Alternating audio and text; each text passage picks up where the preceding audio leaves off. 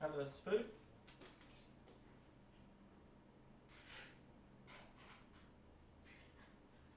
You got food?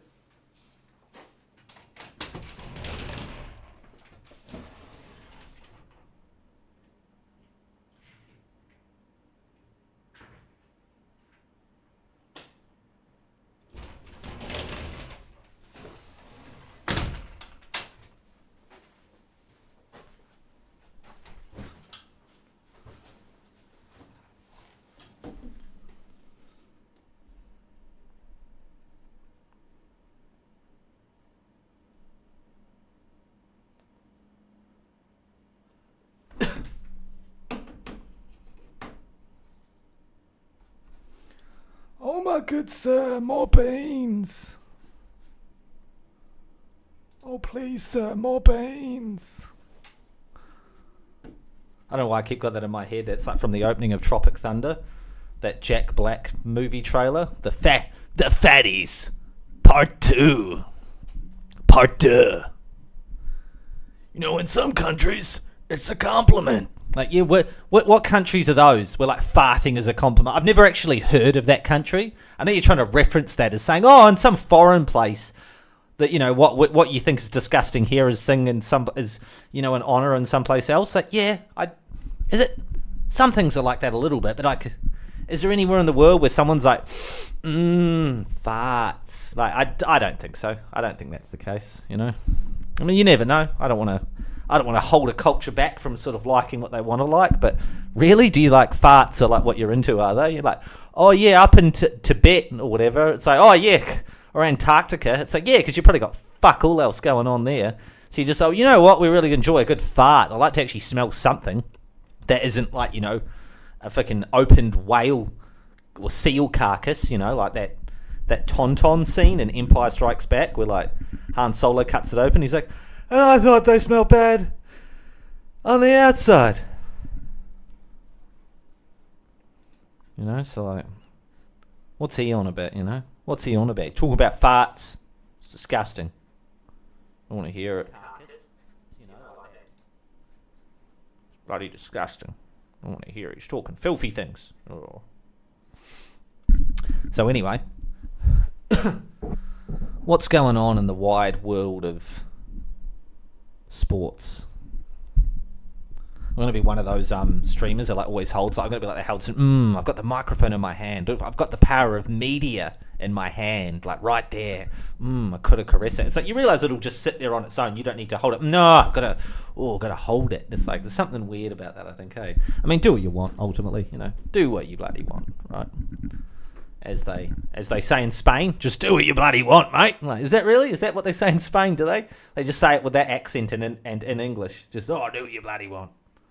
Maybe in Spanish, but I don't know. I should probably actually connect these Bluetooth headphones that I've got in my ears. I put them in and then I didn't connect them.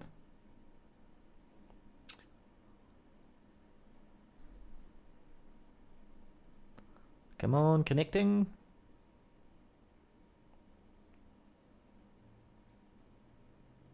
Yeah, of course it didn't work, because, yeah, too busy being stupid. I swear every single time. Oh, no, it's those ones. Okay, wrong ones. There we go. That was the old set of Bluetooth headphones. Okay, now we're connected. Now I'm connected. Now we're fully in. That's what Dad said to Mum. Now we're fully in. Time to commit. Hang on, I'm going to go turn on the back light. Actually, the front light. I'll just have the back light.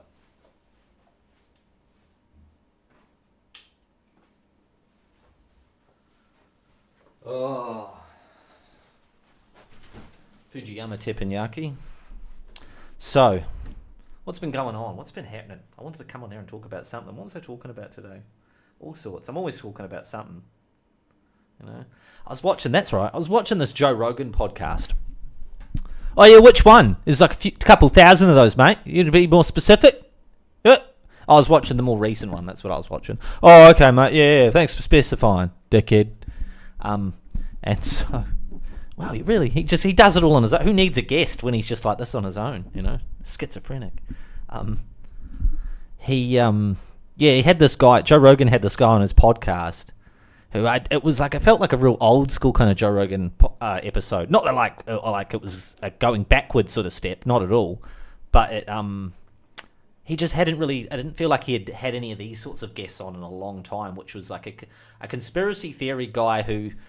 I'm just saying, whatever, conspiracy theories. Oh, mate, you think the dinosaurs did 9/11? Some stupid shit like that. Like, no, like, he's one of those guys. I feel like it's the OG old school conspiracy theory of like the moon landing was fake. Like, were there any conspiracy theories before the moon landing being fake? I feel like that's the original. Like almost like was the word conspiracy. I feel like the word. Oh no, conspiracy actually comes from a French word. When they tried to assassinate the king, la guateur, conspirer, or some bull crap, some taco dust. And so he had this guy on who thinks the moon landing's fake, and it was just interesting hearing like this guy actually had like a lot of good points though. It's really actually not a crazy thing to say that the moon landing was fake. Like when you just say that outright. Idiots who don't know anybody go, oh, mate, but like the reality is, it's like there's actually a lot of evidence kind of refuting it, and like the way the guy was presenting it though and talking was a little bit sort of like I don't know, like as if like mate, you've actually got like a solid argument, you just sort of need to like just present it like just calmly and clearly, and it felt he was a little bit sort of he wasn't really presenting his argument in the best way. He was very what's the word like he just sort of wanted people. I felt like he just wanted people to believe it because he said it. And it's like, if you want to disprove something, though, you have to provide evidence to disprove it because everyone has taken that thing that you're trying to disprove. They've taken that on as just general fact, even if it is or not, But it's like he, what he was trying to do? It's like he was trying to convert someone who's like a religious person, like a pretty strongly religious person, and say that, no, God's not real and like atheism is the right thing.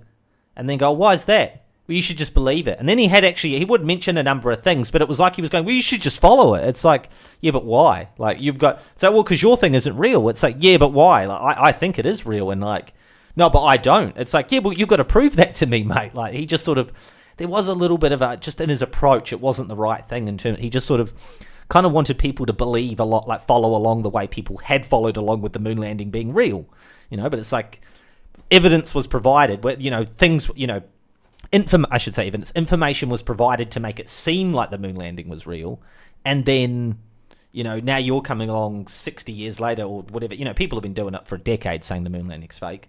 But like, here you are now at this point in time on the Joe Rogan podcast saying, yeah, it's fake. And so it's like, okay, well, you've got to provide information that, for that point, and information that people can believe, because people believed the information that they got about the moon landing, that one small step for man, one giant leap for mankind, like all that's whatever that stuff, and then the moonwalking, you know what I mean? Like the information that we saw of video and audio, whatever, pictures, we believed that. Whether it was real or not, we believed it. And so like now if you're going to come along and counter that point, you've got to provide information that counters that, but also it has to actually now do more, because what you're sort of doing is waking people up at the same time. Because when people were told that the moon land, here's the moon landing, people weren't really like going, whatever, like, yeah, I can see, people weren't really criticizing it in the same way if I think that's fake, like the public weren't really doing that. And so people just took it as is. Whereas like now that what you're doing is saying something to them that, hey, that's not a, like this is actually one good point that guy who was saying didn't present it well. Like it was just that one good point he like sort of what thing he did say about his presentation of this argument was that like a lot of things that you tend to disprove, like people that tend to try and disprove, it's generally not that the event didn't happen. Like say, for example, at 9/11, there's no one saying like, it didn't happen. There's no idiot trying to do that. It's like, fuck off, dickhead. All the people that fell out the buildings and then the buildings themselves are done there. Oh, it didn't happen. Holograms. Well, whatever stupid shit they say. Like, there's no one like trying to really say that. No one like that. No one that anyone cares about anyway. Maybe some mental person, that like, it's just, well, whatever. They're waffling crazy shit, They thought they saw Darth Vader at the pharmacy, Like, it makes no, they make no sense. I wouldn't give any credence to anything that they say. Let's not bother with that. But people that have even if it's a little percentage of, hey, maybe there's something in there, and that, that idea, that argument, that conspiracy theory. One thing he did say though was that, like, with the things like that, people are generally trying to just refute who did it. Like, oh yeah, who did the Gulf of Tonkin, which is the falsified false flag incident, or whatever. Probably saying double speak there. That started the Vietnam War, or you know what I mean, or like whatever, or who really did 9/11 or something. They're not saying that it did or didn't happen, whereas Gulf of Tonkin actually didn't happen, so that's a made up thing. But so actually, I guess that's actually a more moon landing kind of example. But say, for example, 9/11, no one's saying that it didn't happen. They're just saying who did it. That's where the conspiracy is who did it. And who and how exactly it happened. It did happen, but who and how is the thing. Are the variables being questioned and not believed. Whereas with the moon landing, like, the entire thing is being questioned and what's the word? Not disreputed, whatever the word, judged. Like, people don't consider it to, this guy doesn't consider it to be fact. And it's like, but so he was saying, like, with that though, like, it's hard to kind of like shoot down a thing like that because it's like a positive event.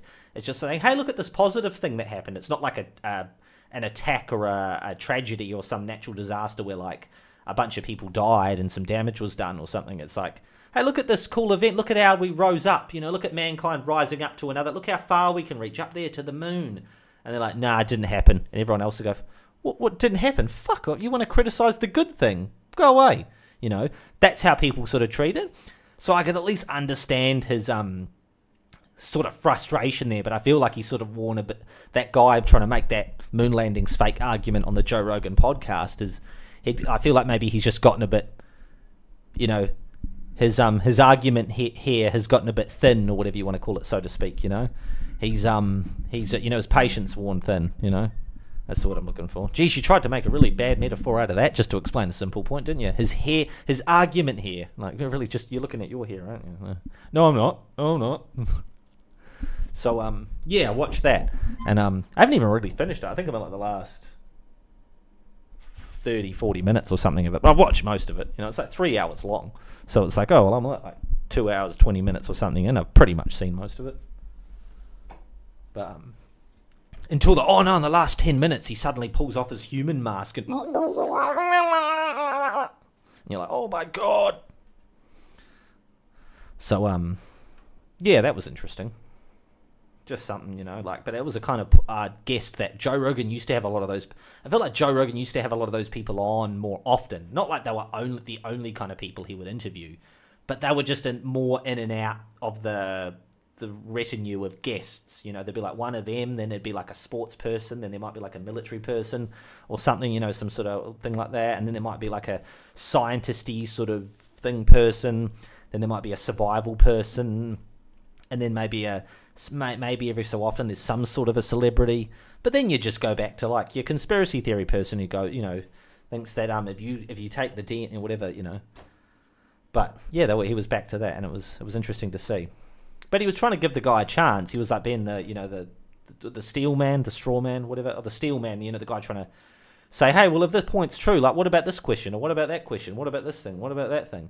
And then the guy would answer them and give a sort of a good point, but he didn't sort of really understand why Joe was doing that. It's like, because Joe's actually trying to, like, allow your thing to be, if it is right, to allow it to be, to any possible holes in it, to expose them if there are. And just so, same as he did with Alex Jones, and go, hey, if you're telling the truth, it's going to look like there's going to be no way to argue with you after this podcast, because I've tried to poke those holes in your thing, and I've given you the opportunity to sit there and explain it all out in as long as the time as you want, and then now no one can say, oh, well, he didn't, I only had 10 minutes to explain that. It's like, like when him talking about Alex Jones, when he said, because Alex Jones said a lot of crazy stuff that then when Joe Rogan sits him down and questions him all out, it actually makes sense what he said.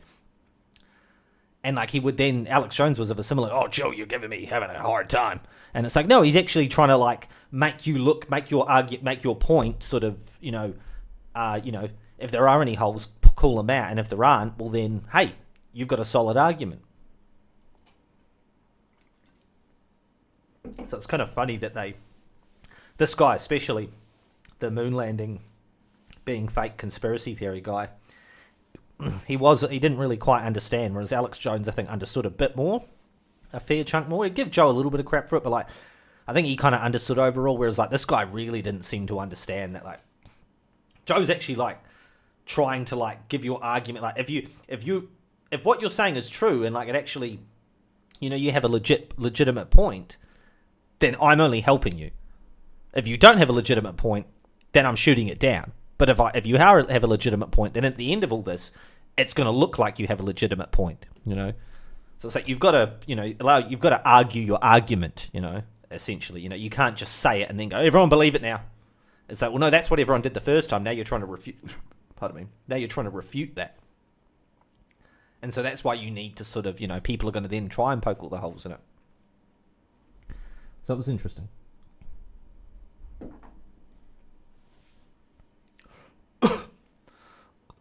So that was interesting. But it's Friday, so depends where you are in the world. But for me, it's Friday evening, just a few minutes shy of 7 p.m. Finished the retail slog of Monday to Friday, which is pretty good if I do have to say so. Like being able to work Monday to Friday in a retail setting, I'm pretty lucky in that regard. And don't have to deal with a ton of customers, so that's always pretty good. But it is like still funny, even the stuff that you encounter, even in like my little sort of position that I'm in. We're like, I'm kind of like away from a bunch of it, like just things that you still encounter or do. Like I work in the back dock of a like a warehouse of a retail store, and it's just funny, like even out there, like being in I'm from New Zealand. If no one could tell from my accent, I thought he was Austrian. Some sort of Bulgarian, very unsportsman. And I thought he was Welsh. Insert generic description here. And so, working out in the back dock there, you think, you just see like the truck drivers and the courier vans show up and they deliver parcels and boxes or pallets of stock to you. And it's like, well, they do. But then sometimes you just also have like random other people rock up, like walk down there or like, because it's one big long like alleyway, so you sort of have to really like purposely come all the way down to like the back, the warehouse area where which is the back of the shop that I work at, and it's just interesting, like you'll get these characters try and come down, just generally just feral drug addicts, who are just like absolute animals.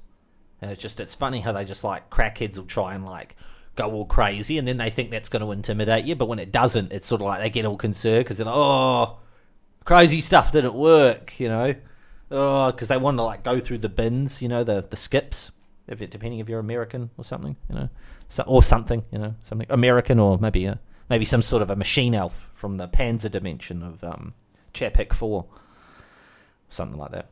And you'll just get all these mentals come down. And then they try to... I didn't actually have one today, though. That's not why I'm bringing that up, but it was just funny. I'm just saying, like, even in my little semi-privileged sort of position at the back, like, you still kind of occasionally think stuff. But there was a funny one today, though, which was, as I left the shop, I'm, like, walking out through the front doors, because the shop hasn't closed yet when I'm leaving. So I'm like, see you guys, bye, have a nice day. And as I'm walking out, there's just, like, this young chick, like it's probably, I don't know, it seemed like she's in it somewhere, a teenager somewhere around that, maybe mid to late teens, something like that. And she's like some sort of like, doof warrior on foot, like the doof warrior, the guitar guy from Mad Max Fury Road. She's just got like one of those like giant speakers that the doof warrior had, like one of those ones that kind of like, if it's on the ground, like the height of it would reach up to like, I'm like about 6 feet tall, like it'd reach up to like my waist kind of thing. And it's like, say yay wide. So it's like a huge speaker. Like it's quite a oosh, oosh, oosh. And she's just got that thing at full tilt boogie, just like blaring like Eminem and Rihanna and all this stuff. And it was like, what are you doing? There's just multiple retail stores around. And she's just dragged it across. Like it had wheels on it. So it's not she's like dragging it, but like, pulling it, dragging it, I mean. Like just across the road into our car park park, like, which is a massive car park, and then just comes past our place and then like off to like and just parks it up outside the front of like another business, and then just like stands there just like listening to it full bore. And it's just like, what the fuck are you doing, dumbass? Like, what in the name of hell are you doing? Like, what made you think remotely that that's like allowed? Like the amount of noise pollution that you're just like blaring is just insane. And just like, I think I can do that. It's just like, there are some muppets in this world. Just some absolute space cadets. Funny enough, talking about, moon landing. There was a space cadet right there, Look at that. I just fucking circled that around, didn't I? I got to figure that. Where's the best way? Yeah, ooh, do a circle. I should do that like Pulp Fiction, where when I draw it on the screen, it'll draw a circle. Or an oval, or whatever that actually was. With my bad on-screen drawing. Shut up, alright? I've never on-screen drawn before. It's first time. I'm a virgin for on-screen drawing virgin. And so, yeah. It's a random world, isn't it? Everyone thinks they're the main character in their own story, and then they just like, why was the proper? What's the issue? Like, the issue is that you're blaring fucking shit music, fucking Rihanna. I'm not going to say that, include Eminem in that. Just Rihanna like crap, but you're blaring music at this massive volume. Just like, what do you, even if you're blaring that at like just a normal residential house in the daytime, I'd be like, that is far too loud for the neighbours.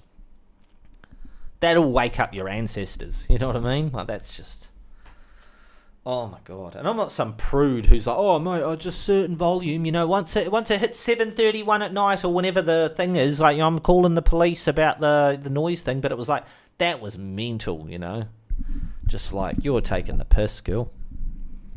So, yeah, random little retail story hour there. Oh, little retail things, Oh, someone played music loud outside the shop. Wow, mate, it sounds like a real war zone, Sounds like a real war zone. If it keeps going like that, the rooftops are going to start speaking Korean again, aren't they? So, I don't know. It's a crazy one. The old what's the thing I was going to say? There was something I was going to talk about. I just lost what it was. Crap. What was that? Yeah, I don't know.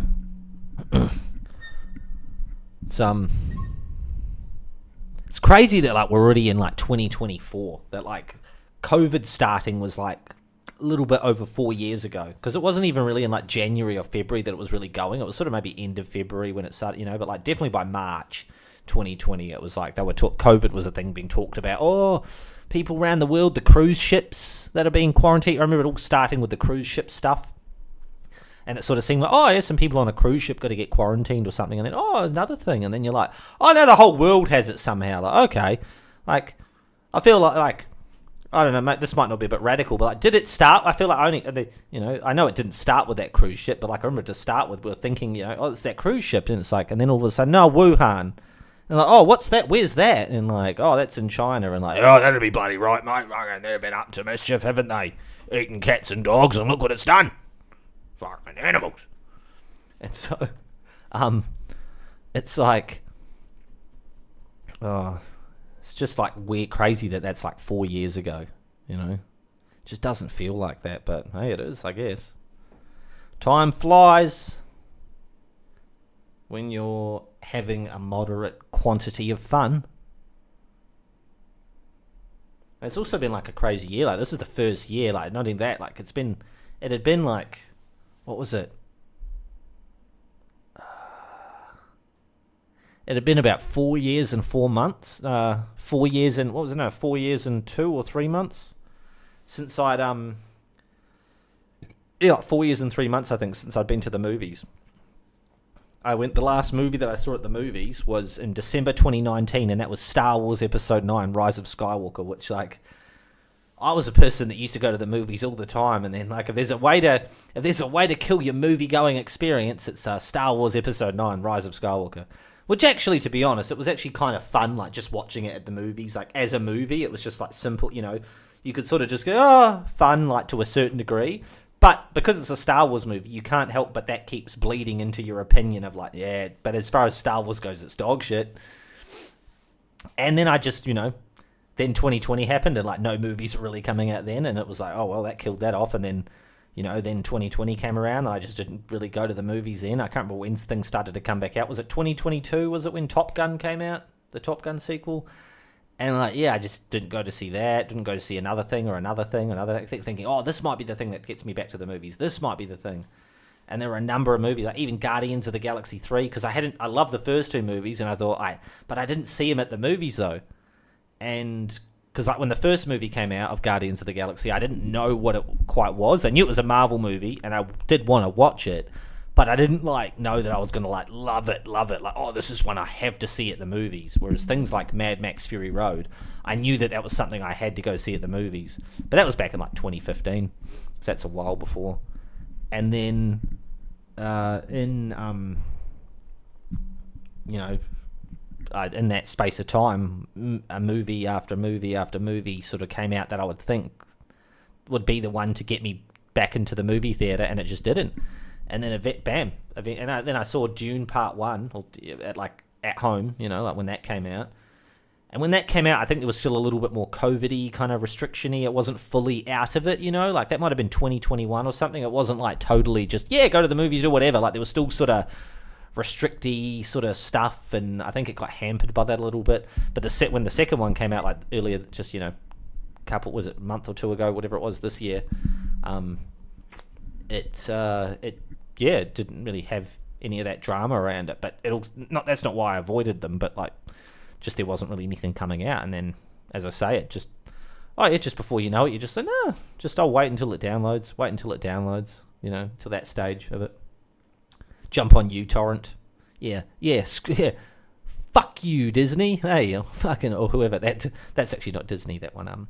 But Warner Brothers. They and so I went and saw Dune Part 2 at the movies, and so it was I think it was sometime last month in March.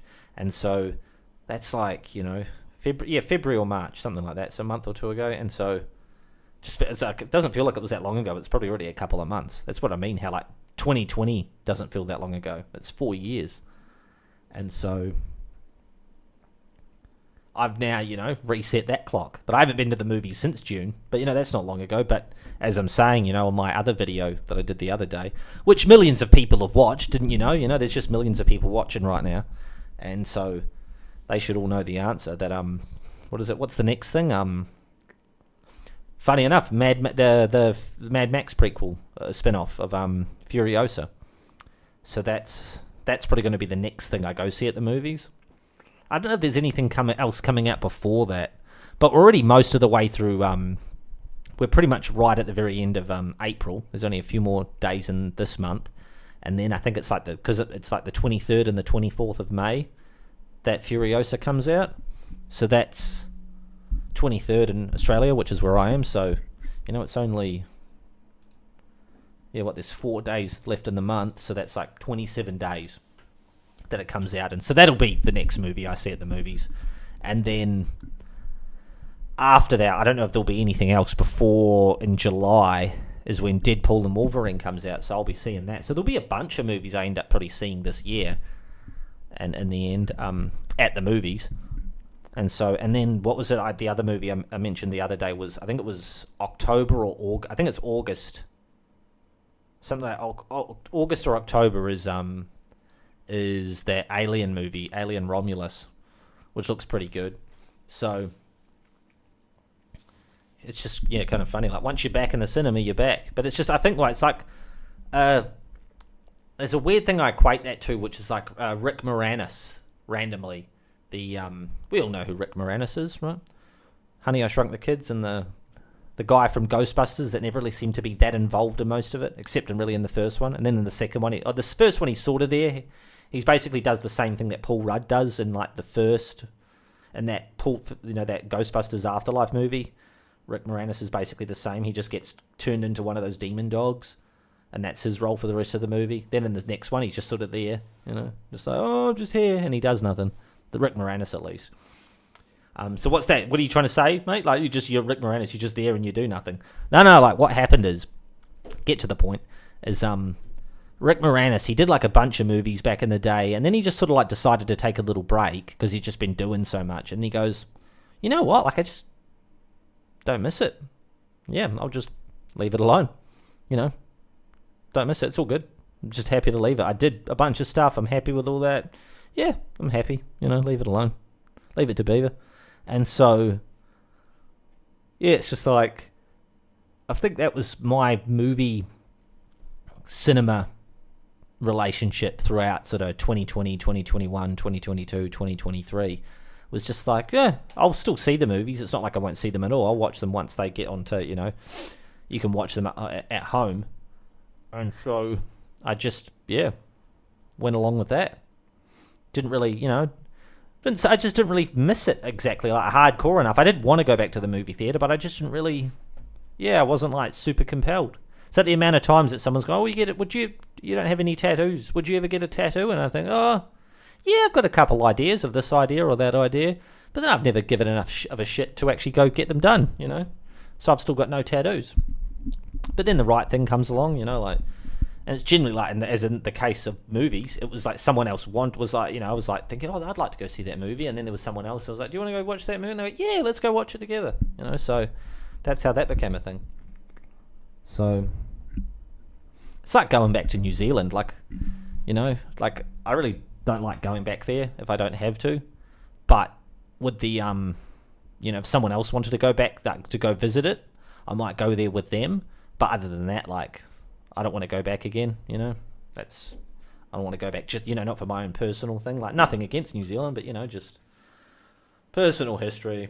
They need to do a prequel trilogy to explain that one.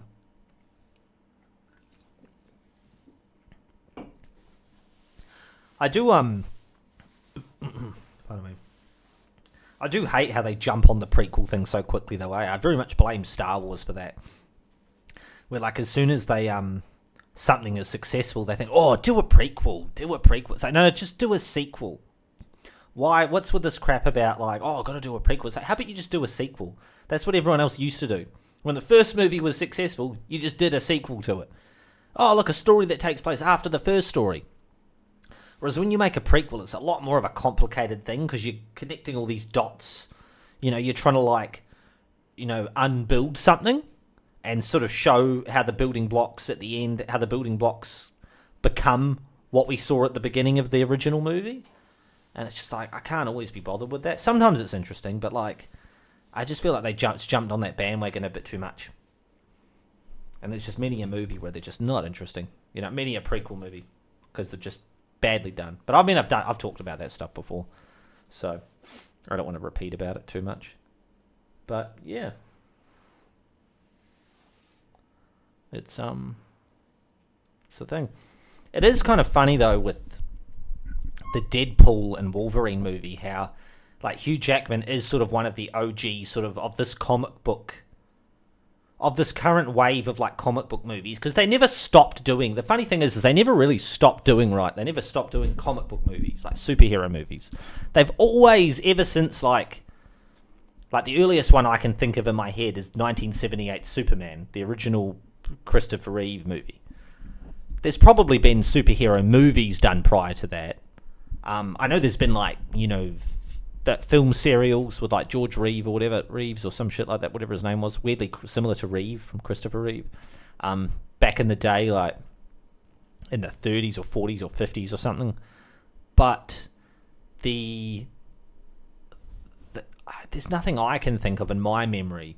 Like, I think for most people that movie's kind of like the OG superhero movie, like the beginning, and then like how, Jesus is probably the original Die Hard, like John McClane, the Bruce Willis's character, like he's probably just like he's in the phase 5 of the Passion cinematic universe, the Christ cinematic universe, And so, yeah, like, but Jesus is like the OG. He's the Iron Man. You know, he's phase 1, movie 1, and he carries it all the way through. And then at the end, he gets up on the cross, the Infinity Cross, to defeat the Roman general Thanos. And so, yeah, he does that. But what was I saying? I just distracted myself there. I completely forgot what I was saying. What I was talking about. What was I talking about? Red fire trucks, Connect 4, yellow Lamborghinis, green broccoli, and a partridge in a pear tree. No, didn't get it. So, yeah, it's like, Deadpool and Wolverine is see there, I knew I'd get it. It's like huge. That first X-Men movie that came out in the year 2000. It's pretty much carried the wave. It's pretty much the beginning of the wave of superhero movies, because there's a certain kind of tone and style and building on top of what the previous ones did, whether they're in the same universe or franchise or not. That has definitely carried on from that first X-Men movie, because you had the first X-Men movie in 2000, the first Spider-Man in 2002. You had X-Men 2 in 2003. You had Spider-Man 2 in 2004. So there was suddenly this cavalcade of them, just one after the other. It was clearly like leapfrogging one to the next, whereas previously they were just, every so often someone would just take a stab at a different property or a different thing, give it a shot. Sometimes they did it well, sometimes they didn't. Like in 1998, the first Blade movie came out, and that's sort of one that people kind of give credit as like, the very beginning of it, but I think it's a little bit disconnected on its own. It's done well and everything, but I don't think it's the one that exactly kick-started it. Like, for example, the movie The Blair Witch Project came out, I think actually also in the year 2000. But that style of movie that it is, that found footage, where like the camera is actually an object in the universe of the movie and it's being carried around by a character in the movie. So it could be, chased. A thing could chase after it, and it's subservient to all the dangers and fears happening around it, especially in like a horror movie, so it's very, where am I going? What am I doing? I'm scared. So it has an interesting angle and perspective on that genre, just by placing you into it in that way. And as successful as that movie was, it made a lot of money, and really it doesn't show jack shit. It wasn't until like, I think it's 10 years later in like 2010, I want to say, that like Paranormal Activity 1 came out, and like no other found footage horror movies came out in that time. The only exception, and it's kind of on its own exception, is that movie Cloverfield, the first one, because there's like 2 random spin-off sequels to that just have nothing to do with the original, and they're also not done found footage. And that Cloverfield movie was found footage, but it's not really a horror movie per se. It's more like it's a monster movie done in a found footage sort of way. And that seems to have sort of just happened on its own a little bit. It might have been inspired by the other Blair Witch, but it's not a horror movie, but it's also it's not really a horror movie. It's a couple of sort of grisly moments in it, but it's definitely more of a monster thriller sort of thing.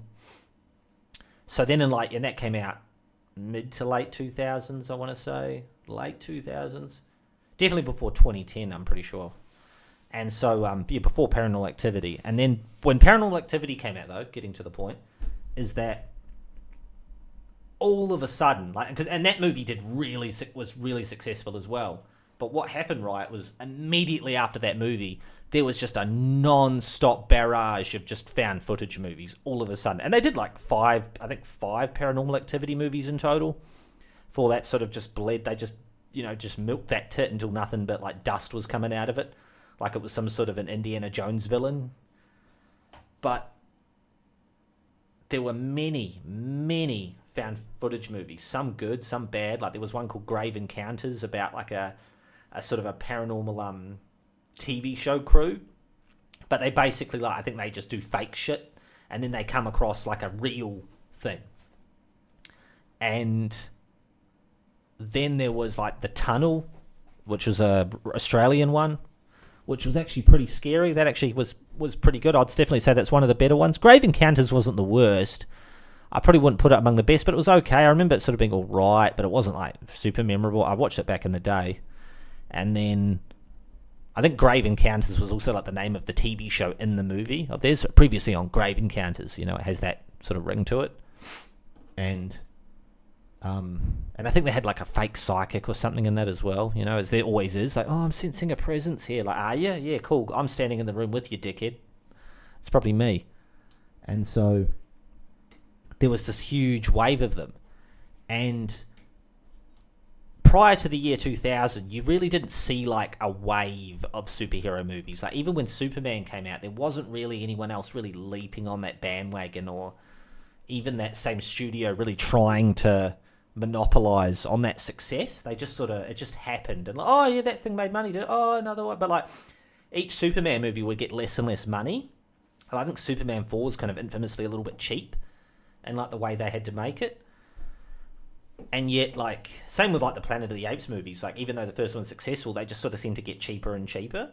They just don't want to invest in it. It's just like a thing. Oh, it happened to be successful. It's like it being successful was just happenstance. I'm like, oh, okay, that's cool, yeah. But then they didn't monopolize. Didn't feel like there wasn't like a concerted effort to monopolize on sequels. They'd do them, but it was just sort of, yeah, go ahead, yeah, whatever. Fucking don't really care. The first we got the first one. That's what we wanted. And then it felt like about the sort of 80s, 90s, that started to shift. And it was like, oh, hang on, the sequel was actually a bit of a market to tap into, like doing sequels, And so you noticed in the year 2000, the X-Men movie comes out. And then after that, there's that just onslaught of superhero comic book movies. As I said, X-Men in 2000, Spider-Man in 2002, X-Men 2 in 2003, Spider-Man 2 in 2004. And then in like 2005, I think around there, 2004, 2005, there was like the Daredevil movie, the Elektra movie, which was a spin-off female superhero movie. And there was also that Catwoman movie around there, female superhero movie. They were both rubbish, but female superhero movies. And then in like 2006, there was X-Men 3. I think in 2007 was the first Nick Cage Ghost Rider movie. And then there's like probably even something I'm forgetting in there. But you know what I mean, though? There's just this sort of non-stop. Every year now, there's like one or two or more or something of them suddenly coming out. Whereas before that, there wasn't that same, thing of them, that concerted effort of like, and then also you can just tell even the way that they're making them. That there's a money maker here. Like get this. Whereas before it just felt like superhero movies were a real struggle to be allowed to be made. Like the studio really didn't want it to happen, and the fact that one even happened was sort of, pure luck. That it's even as not properly done as they were, it was like, well, this is as much as we're allowed to do. And then in like 2008 or 2009, there was Watchmen. But then in 2008, there was Iron Man. So in 2007, there was Spider-Man 3. But in 2008, there was Iron Man and The Dark Knight. And so, that's the other one, 2005, Batman Begins. And then, and so it kept going. And then once the Iron Man thing started, then it really even just picked up steam. It was like a Japanese bullet train. Just the speed at which that, the momentum of that energy of superhero movie production just went insane. And all of a sudden, before you know it, it's, just every year there's like multiple of them coming out, and not just from the one studio. Now, like everyone's trying to do their thing. And not even just doing their own franchise. They're trying to build their own universe, a franchise of franchises sort of thing. It's like that Xerxes, and funny enough, another comic book movie, not superheroes, but another comic book movie from the mid-2000s was 300, with the bad guy Xerxes, who it was called King of Kings. And that's what sort of everyone was doing, was like they want to have their franchise of franchises. And some were good, like the Marvel one was probably the best overall, but then somewhat other people would get a bit of a start to one and go so far with it or do so well, like DC. And then in 2013, once Man of Steel came out, and then that sort of built up, there was quite a few things that happened in that DC EU, but that's actually finished now, that one. That's the first universe to actually finish, because even though a character or two might carry on from that, they're basically going to be in a new universe now, and it's going to be kind of disconnected from that. So they've kind of they've basically finished that, but there's just a couple of elements they're just going to leapfrog over to it. But I don't know how they're going to do that, if it's like some multiverse jumping around stuff, like funny enough, Deadpool and Wolverine looks like it's doing a bit of that, where they're just, leapfrogging between different films. And then,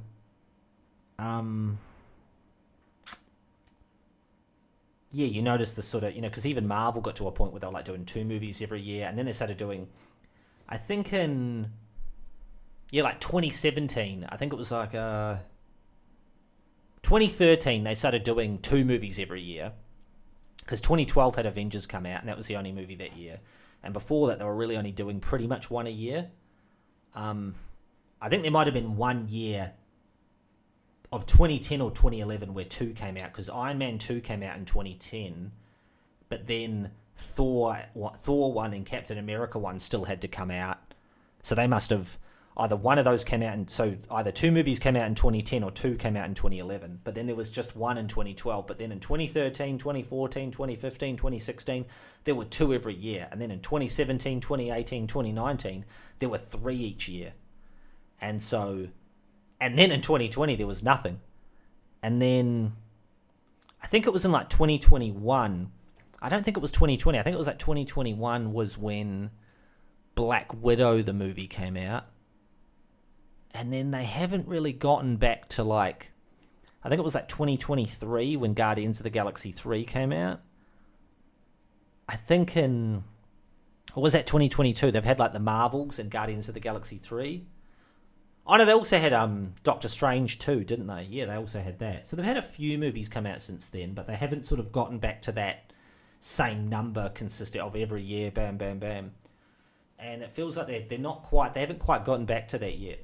But there was definitely a time there, so it's interesting how it's broken, and sort of just because of world events and stuff, But there was this 20-year run of just non-stop, building upon building upon building onto franchises.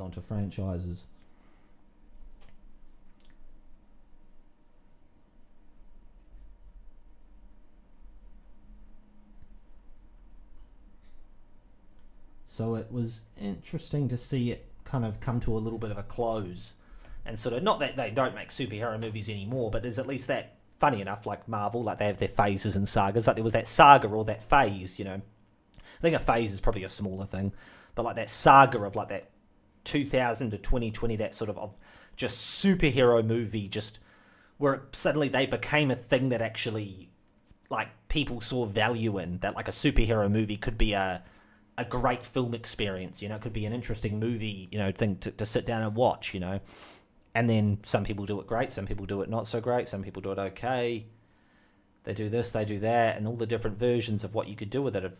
I feel like people have really taken a stab at a lot of different kind of angles of superhero movies. And so, of the loner character on his own, or like the team up, or the double up, or the, follow the bad guy, or this, all the different kind of angles that you could do. And so it's interesting now being at the point where they're obviously going to still keep getting made, but I feel like we've come back to a little point of that sort of, we're in a sort of it's never exactly the same. Like nothing ever totally goes back to the past, but it sort of echoes it in a way. And I feel like we're echoing a little bit of that sort of,